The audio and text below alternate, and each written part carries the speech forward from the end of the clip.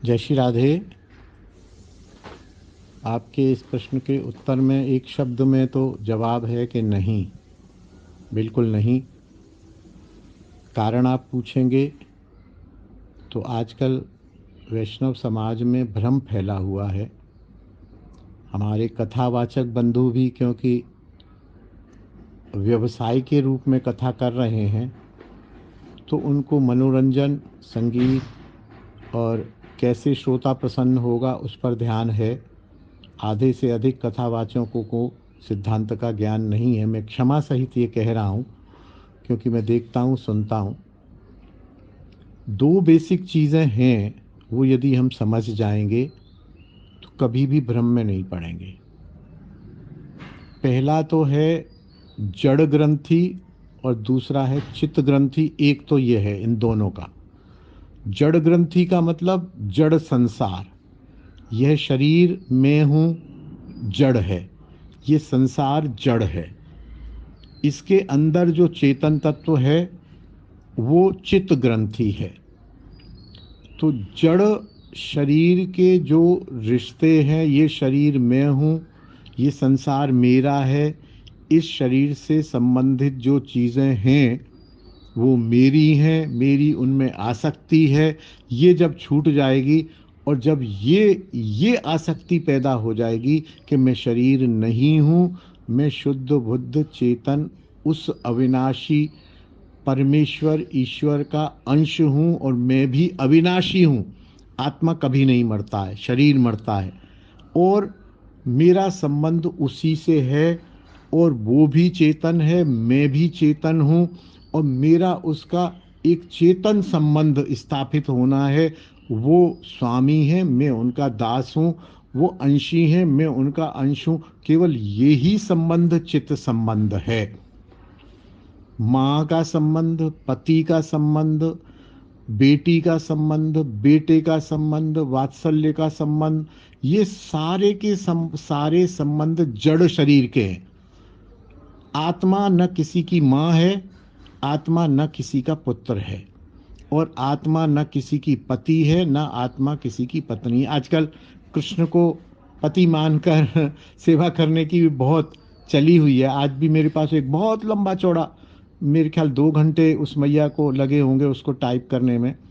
मैंने तो उनको प्रणाम कर दिया क्योंकि उनकी निष्ठा देख के मैं नतमस्तक हो गया। मैंने कहा इनकी जो निष्ठा है, क्योंकि देखिए अपवाद सब जगह होते हैं। मैंने कहा आप बिल्कुल ठीक हैं, आप अपनी निष्ठा को पुष्ट कीजिए।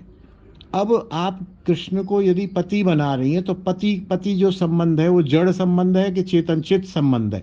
मुझे बताइए। पति शरीर का होता है या पति आत्मा भी किसी का पति होता है, या आत्मा किसी की पत्नी होती है? नहीं होती है।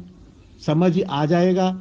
ऐसे ही हम किसी कभी कृष्ण को पुत्र बना देते हैं, कभी हम कृष्ण को पति बना देते हैं, कभी हम कृष्ण को कुछ बना देते हैं। और उदाहरणों के तौर पर जाने कहाँ कहाँ का ज्ञान उनके पास इकट्ठा है। कभी मुनियों को, अरे मुनियों ने यदि कहा था तो मुनि तो नहीं नहीं पति बना पाए ना। मुनियों को एक और जन्म लेना पड़ा, उनको गोपी बनना पड़ा, तब गोपी बन के आ गए।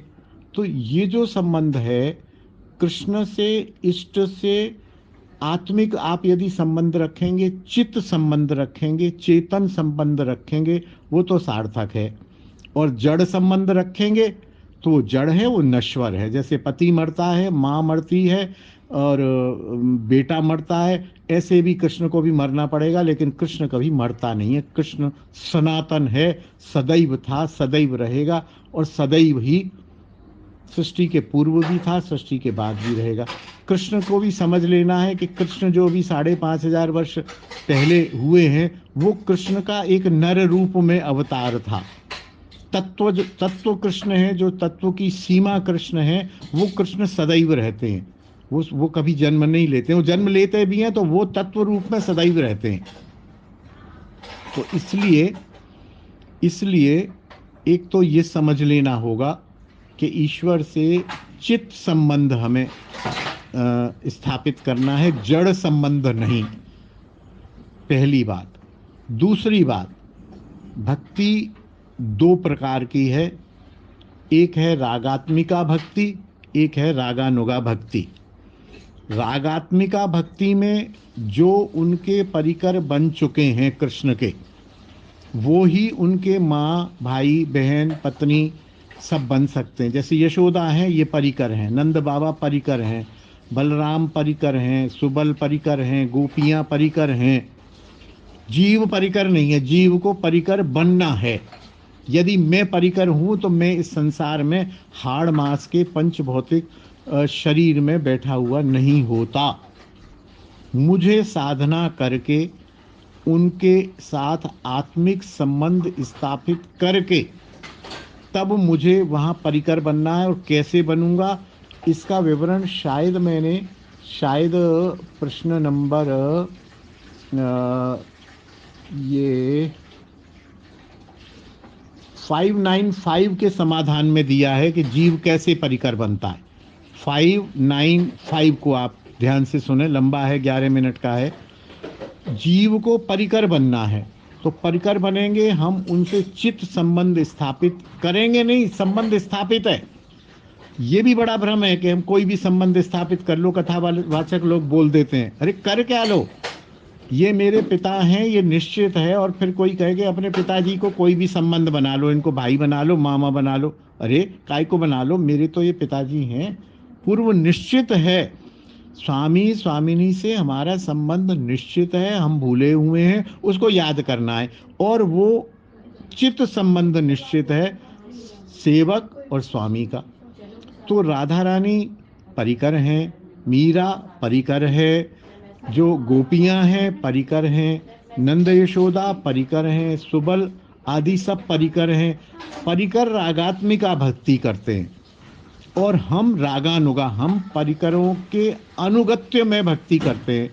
हम यदि जब कहा जाता है कि तुम कोई संबंध स्थापित कर लो और हम चाहते हैं कि हम सख्य संबंध से उपासना करें, तो हम कृष्ण के डायरेक्ट सखा नहीं हो सकते हैं। कृष्ण का सखा कौन है? मान लो सुबल, हम सुबल के दास बन के उनसे सख्य भाव का रसास्वादन कर सकते हैं, क्योंकि हम जीव हैं। और हम ऐसा करते करते करते करते एक दिन ये हो जाएगा कि हमको चिन्मय शरीर प्राप्त हो जाएगा, हम गोपी के गर्भ में चले जाएंगे, हम वहाँ सखा रूप में उत्पन्न हो जाएंगे। फिर वहाँ उत्पन्न हो गए, फिर कृष्ण के सखा रूप में उनके साथ लीला करेंगे। फिर जब लीला संवरण होगी तब हम उनके परिकर भूत होके नित्य गोलोक धाम में चले जाएंगे और परिकर बन जाएंगे। फिर हम बन जाएंगे, हमें बनना है। अभी सुबल परिकर बन चुके हैं और अनादि सिद्ध हैं। ऐसा नहीं कि सुबल पहले जीव थे या नंद पहले जीव थे या यशोदा पहले जीव थी, नहीं, वो अनादि सिद्ध परिकर हैं। अब ये सिद्धांत की बातें देखिए, मैं यहाँ कह तो रहा हूँ, लेकिन मुझे ये भी मालूम है कि इनको समझना बहुत कठिन है। मुझे भी अभी पूरी तरह से समझ नहीं आया है, लेकिन हमें कोशिश करनी है कि हम चित्त संबंध, चित्त वस्तु, जड़ संबंध, जड़ वस्तु को यदि बेसिकली समझ लेंगे तो ये सब भ्रम मिट जाएगा। न तर्क होगा न कुतर्क होगा। बाकी फिर भी भैया अपवाद जरूर हैं, जैसे भी लगो लगे रहो।